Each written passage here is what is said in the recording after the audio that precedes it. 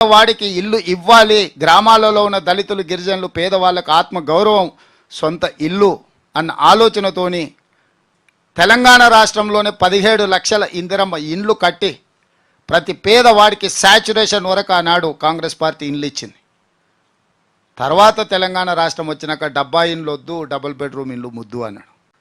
ఇక ఆ డబుల్ బెడ్రూమ్లు ఎవరికి వచ్చినా ఎవరికి రాలేదు నేను విశ్లేషించదలుచుకోలేదు, మీకు అందరికీ తెలుసు. ఆయన మాత్రం 9 నెలల 150 గదులతోటి పెద్ద పెద్ద భవంతులు నిర్మించుకున్నాడు. కానీ పేదలకు మాత్రం 10 ఏళ్ళైనా ఆ డబుల్ బెడ్రూమ్ ఇండ్లు రాలేదు, అది కలగానే మిగిలిపోయింది.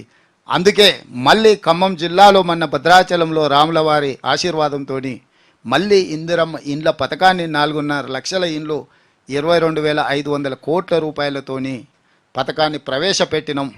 ప్రతి పథకము క్షుణ్ణంగా అవగాహన చేసుకొని విశ్లేషించుకొని ఆర్థిక భారం ఎంత, పరిపాలన విధానం ఎట్లుండాలని అవగాహన కల్పించుకొని ఒకటొకటిగా ఆర్టీసీ బస్సు కావచ్చు, రాజీవ్ ఆరోగ్యశ్రీ కావచ్చు, 500 రూపాయల సిలిండర్ కావచ్చు, పేదవాడి ఇంటికి ఉచిత కరెంటు కావచ్చు, పేదవాడికి ఇల్లు ఇందిరమ్మ ఇల్లు కావచ్చు, ఈ పథకాలన్నిటిని కూడా మొదలు పెడితే ఆపొద్దు, ప్రతి వాడికి అందించాలన్న ఆలోచనతోని ఒక పకడ్బందీగా సంక్షేమ పథకాలను అమలు చేస్తూనే అభివృద్ధిని ఎక్కడా నిర్లక్ష్యం చేయలేదు.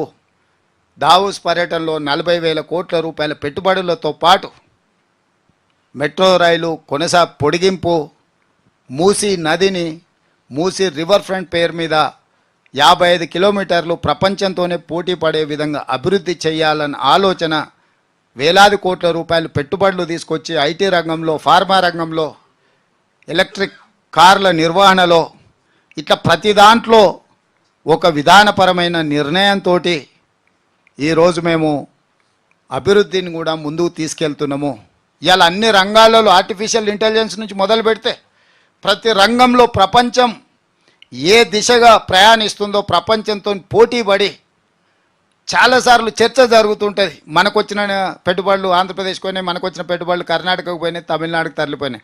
మా పోటీ ఆంధ్రప్రదేశ్, తమిళనాడు, కర్ణాటక కాదు, మా పోటీ ప్రపంచంతోనే పోటీ పడే విధంగా తెలంగాణ రాష్ట్రాన్ని అభివృద్ధి చేస్తామని చెప్పి స్కైవేలు కావచ్చు, ఈరోజు ఫ్లైఓవర్లు కావచ్చు, రీజనల్ రింగ్ రోడ్డు కావచ్చు, హైదరాబాద్కు అవసరమైన తాగునీటి జలాలు కావచ్చు, విద్యుత్తు కావచ్చు, అందుకే ఈరోజు ఇండస్ట్రియల్ పాలసీ ఉండొచ్చు, ఎనర్జీ పాలసీ ఉండొచ్చు, టూరిజం పాలసీ ఉండొచ్చు, అన్ని పాలసీలు పకడ్బందీగా తయారు చేసి పెట్టుబడిదారులకు ఎవరికైనా సమానమైన అవకాశాలు కల్పించాలన్న ఆలోచనతోని సాగునీటి ప్రాజెక్టులో కూడా ప్రాధాన్యత క్రమాన్ని నిర్ణయించుకొని వాటిని కూడా పూర్తి చేయాలని ఒక అభివృద్ధి నమూనాను కూడా వైబ్రెంట్ తెలంగాణ 2050 పేరు మీద ఔటర్ రింగ్ రోడ్డు లోపల ఉన్న మొత్తం హైదరాబాద్ను గ్రేటర్ హైదరాబాద్ మున్సిపల్ కార్పొరేషన్ పరిధిలోకి తేవాలని, ఔటర్ రింగ్ రోడ్డు నుంచి రీజనల్ రింగ్ రోడ్డు వరకు ఉన్న మొత్తం తెలంగాణను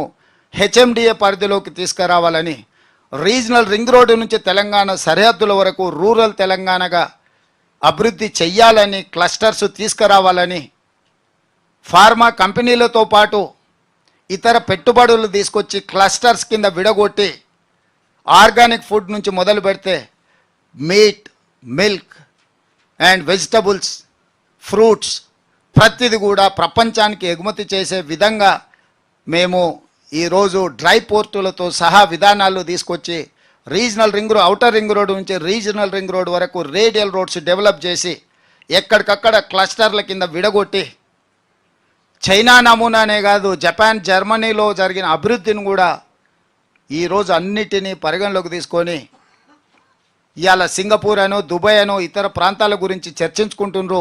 భవిష్యత్తులో ఇతర దేశాలలో కూడా హైదరాబాదు నగరానికి రావచ్చు, హైదరాబాదు నగరంలో పెట్టుబడులు పెట్టవచ్చు, హైదరాబాదులో ఏ వస్తువైనా దొరుకుతుంది, ప్రపంచంలో ఉత్పత్తి అయ్యేది అనే విధంగా మన ప్రాంతాన్ని అభివృద్ధి పదం వైపు నడిపించాలి అని ఒక ప్రణాళికబద్ధంగా పెట్టుబడులకు కూడా ఒక విధానాన్ని తీసుకొచ్చి శాసనసభలోనే చర్చించి వాటిని ఆమోదింపజేసుకొని, వీటితో పాటు శాసనసభలో మీరు చూసినరు మొత్తం ఆర్థిక వ్యవస్థ మీద వైట్ పేపర్ రిలీజ్ చేసి చర్చకు పెట్టినము.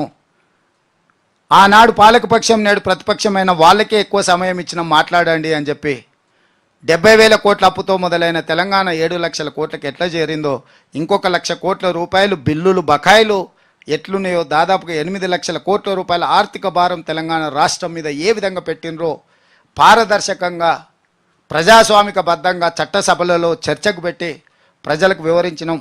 విద్యుత్ విధానంలో జరిగిన లోపభూయిష్టమైన నిర్ణయాల మీద వైట్ పేపర్ పెట్టినాము. అదేవిధంగా సాగునీటి ప్రాజెక్టులో జరిగిన కుంభకోణాల నుంచి దోపిడీ వరకు ఎన్ని వేల కోట్లు ఎట్లా దోసుకున్నారు, మేడిగడ్డ కాస్త మేడిపండు ఎట్లయిందో, అన్నారం కాస్త పక్కున ఎట్లా పగిలిందో మొదలు పెడితే పాలమూరు రంగారెడ్డి ఎందుకు ఆగిపోయింది, ప్రతి ప్రాజెక్టు మీద సాగునీటి ప్రాజెక్టుల మీద కూడా వైట్ పేపర్ పెట్టి పారదర్శకంగా ప్రజాస్వామికబద్ధంగా చర్చలు చేపట్టి ప్రజలకు వివరించినము. సివిల్ సప్లైస్ కార్పొరేషన్లో 60,000 కోట్ల రూపాయలు అప్పెట్లయింది, విద్యుత్ సంస్థలు 81,000 కోట్ల రూపాయలు బ్యాంకులలో అప్పులు ఉన్నాయి, ఇంకొక 20,000 కోట్ల రూపాయలు మొండి బకాయిలు ఉన్నాయి, 25,000 కోట్లు దాదాపుగా సింగరేణికి ఇతర సంస్థలకు చెల్లించాల్సినవి. మేము అప్పుల గురించి మాట్లాడినప్పుడు వాళ్ళు సృష్టించిన ఆస్తుల గురించి చెప్పే ప్రయత్నం చేస్తారు. కానీ మీరు వదిలేసిపోయిన చెల్లించాల్సిన బిల్లులు ఎవడు మీ తాత కడతాడా? సో ఇవన్నీ కూడికలు తీసివేతలు లెక్కేస్తే మొత్తంగా స్థూలంగా ఒక అందాజ మీద చేస్తే 9 లక్షల కోట్ల రూపాయలు ఈరోజు మన మీద భారం ఉన్నది. తెలంగాణ రాష్ట్రం వచ్చిన రోజు ఈ రాష్ట్రం చెల్లించాల్సిన అప్పు సంవత్సరానికి 6,000 కోట్ల రూపాయలు ఉండే. మిత్రులారా రాసుకోండి మళ్ళొక్కసారి.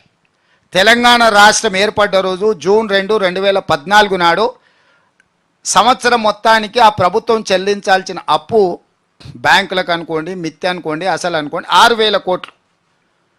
మేము అధికారం ఏర్పడ్డ రోజు లెక్కేస్తే 64,000 కోట్లు ప్రతి సంవత్సరం చెల్లించాల్సింది.